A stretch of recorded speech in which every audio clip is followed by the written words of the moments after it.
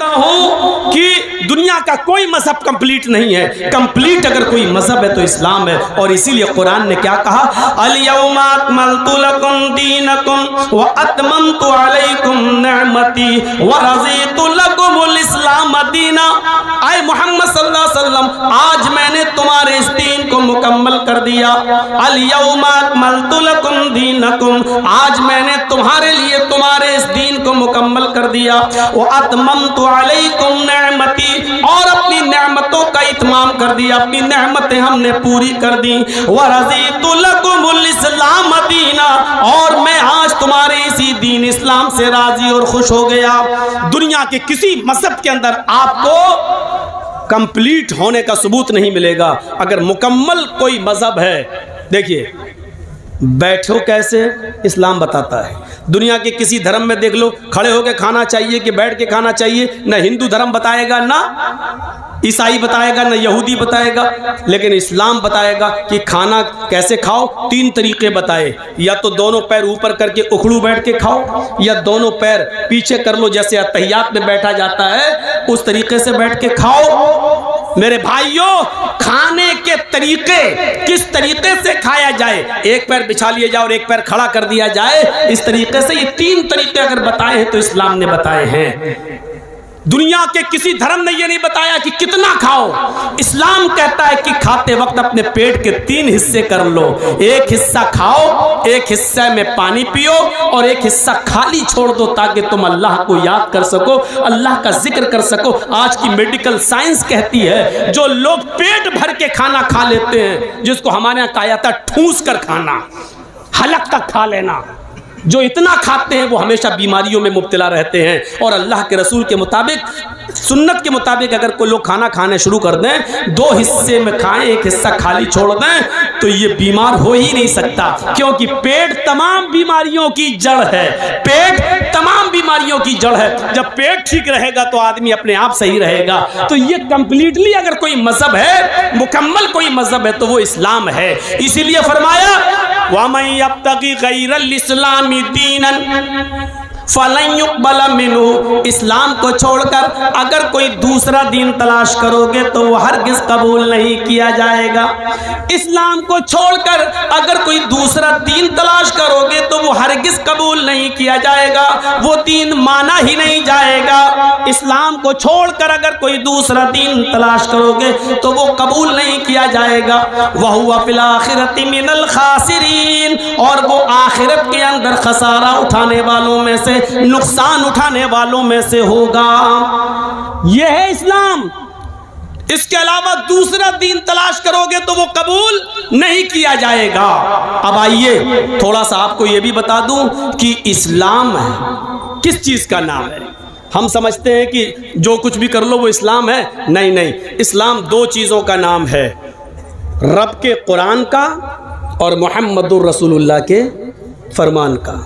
आप कितना भी अच्छा काम कर लें, कितना भी अच्छा काम कर लें, लेकिन अगर कुरान की मोहर नहीं है या मुहम्मदुर रसूलुल्लाह सल्लल्लाहु अलैहि वसल्लम की उस पर मोहर नहीं है, तो वो अल्लाह के यहाँ कबूल नहीं होगा। देखिए, यहाँ हर मसलक के लोग आए होंगे, ज़्यादातर अहले हदीस हैं, मैंने मान लिया, लेकिन एक बात याद रखिएगा, बहुत गौर से सुनिएगा, किसी पर कोई क्रिटिसाइज नहीं होनी चाहिए, किसी पर कोई हमला नहीं होना चाहिए। हर आदमी को अपने मसलक पर अमल करने का इख्तियार है। लेकिन ये बात कौन नहीं मानेगा कि इस्लाम कुरान और हदीस का नाम है। मसला ये नहीं है कि आप ज़ोहर में 12 रकात पढ़ते हैं या 10 रकात पढ़ते हैं। मसला ये नहीं है कि तरावी 8 रकात पढ़ना चाहिए या 20 रकात पढ़ना चाहिए। मसला ये नहीं है कि मगरिब के अंदर 5 रकात पढ़ना चाहिए या 7 रकात पढ़ना चाहिए, ईशा की 7 रकात पढ़नी चाहिए या 17 रकात पढ़नी चाहिए। ये कोई मसला नहीं है। मसला ये है कि हम जो इबादत कर रहे हैं वो जनाबे मुहम्मदुर रसूलुल्लाह के तरीके पर हो रही है या नहीं हो रही है, बस इतनी सी बात है। हर मुसलमान जब भी नमाज पढ़े तो वो ये सोचे कि जनाबे मुहम्मदुर रसूलुल्लाह ने ऐसी नमाज पढ़ी या नहीं, ऐसा रोज़ा रखा या नहीं रखा। मसलन रोज़ा इफ्तार का टाइम हो रहा है हमारे यहाँ, मान लीजिए हरिश्चंद्रपुर में 5:25 पर, एक मिसाल दे रहा हूँ। अब आदमी 5:25 पर बैठा हुआ है, हम रोज़ा नहीं खोलेंगे। नहीं, क्यों? पता नहीं सूरज डूबा होगा या नहीं डूबा होगा। 5:30 हो गए फिर भी रोज़ा नहीं खोलना। नहीं, थोड़ा सा और भूखा रह लूँ तो और ज़्यादा सवाब मिलेगा। तो मिलेगा? नहीं मिलेगा। अब वो ईशा तक रुक जाता, नहीं ईशा तक और भूखा रह लूँ और ज़्यादा सवाब मिलेगा, तो उसको सवाब मिलेगा? नहीं मिलेगा। क्या होगा? गुनाह और पड़ेगा। क्यों? क्योंकि उसने रोज़ा तो रखा लेकिन रोज़ा मुहम्मदुर रसूलुल्लाह के तरीके पर नहीं रखा। अल्लाह के नबी सल्लल्लाहु अलैहि वसल्लम ने यह फरमाया था कि लोग, मेरी उम्मत उस वक्त तक खैर और भलाई में रहेंगे जब तक कि वो रोज़ा इफ्तार करने में जल्दी करेंगे। अब जल्दी करने का यह भी मतलब नहीं है कि असर के बाद ही खोल लो। जल्दी करने का मतलब यह है कि जैसे ही 5:25 पर सूरज डूबा आप फौरन रोज़ा इफ्तार कर लो, लेट मत होइए। अब जर्जीस साहब के यहाँ मान लीजिए हरिश्चंद्रपुर में 5 बजे सहरी का टाइम ख़त्म हो रहा है सुबह। जर्जीस साहब की आँख लग गई, 7 बजे उठे।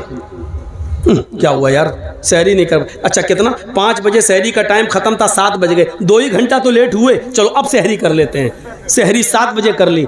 उधर 5:25 पर इफ्तार का टाइम हो गया, नहीं अभी नहीं इफ्तार करेंगे क्योंकि 2 घंटे बाद सहरी की थी इसलिए 2 घंटे बाद इफ्तार करेंगे। उधर हम 5:25 के बजाय 7:25 पे इफ्तार कर रहे हैं। टाइम तो बराबर हो गया ना, टाइम तो बराबर हो गया ना, लेकिन ये रोजा नहीं माना जाएगा क्योंकि सहरी का टाइम खत्म हो रहा था 5 बजे।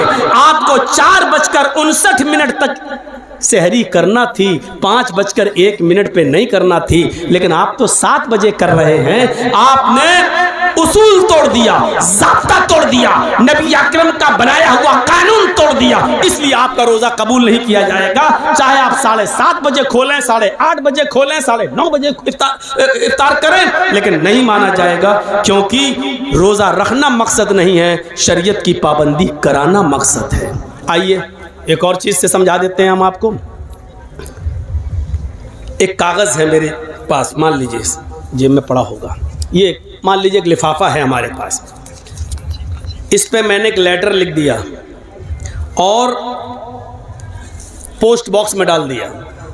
सुनिएगा, बड़ी अच्छी मिसाल दे रहा हूँ, पोस्ट बॉक्स में डाल दिया, लेकिन उस पर 5 रुपए का जो टिकट लगता है सरकारी लिफाफे पर, वो हमने चिपका दिया, सरकारी टिकट, और एड्रेस लिखा। बताइए तो जब 5 रुपए का सरकारी टिकट लग गया और एड्रेस भी सही है तो हमारा लेटर अपने एड्रेस पर पहुंचेगा या नहीं पहुंचेगा? पहुंच जाएगा। सरकारी टिकट नहीं लगाया लेकिन लिफाफा हमने 1000 रुपए का खरीद लिया, बहुत खूबसूरत है, डिजाइनदार है, बहुत अच्छा है, कागज बड़ा उम्दा है, उसकी कीमत 1000 है। उस लिफाफे पर हमने लेटर लिखकर रख दिया लेकिन सरकारी टिकट 5 रुपए का नहीं लगाया, तो क्या वो अपने एड्रेस पर पहुंचेगा? नहीं पहुंचेगा, और पहुंचेगा तो बैरिंग बन जाएगा, आपसे वसूल कर लिया जाएगा 10 गुना।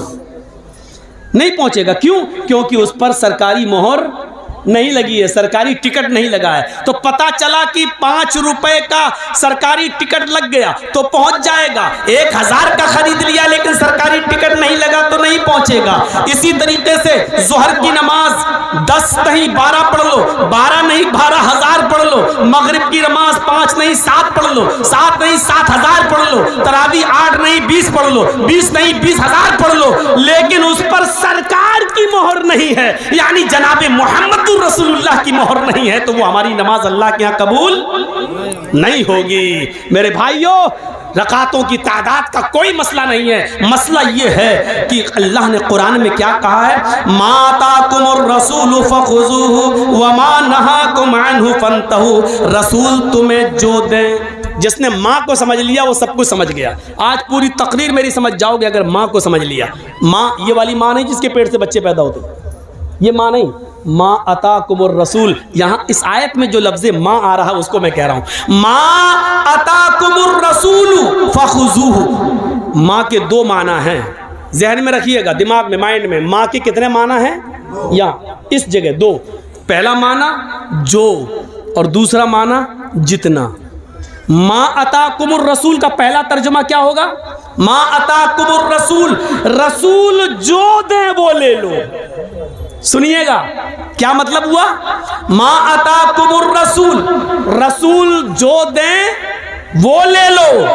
और दूसरा माँ का तर्जुमा यहां ये होगा, माँ अताकुमुर रसूल, रसूल जितना दे उतना ले लो। मतलब समझ रहे हो क्या? ना उसमें ज्यादा कर सकते हो ना उसमें कम कर सकते हो। अगर मगरिब की 3 रकात दी है फर्ज तो 3 ही पढ़ना है। अब अगर कोई 5 पढ़ ले तो गुनाहगार होगा।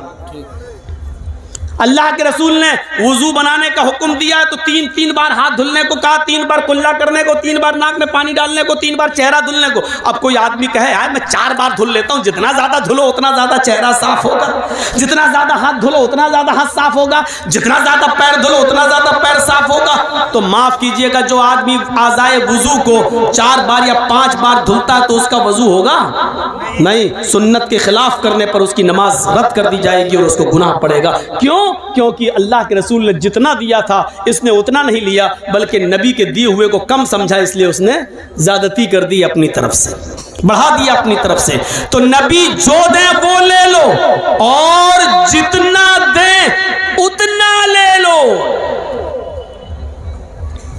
और इतना याद रखना, गलती बड़े बड़ों से हुई है। कोई आदमी दुनिया में ये नहीं कह सकता कि हमसे खता नहीं हो सकती है।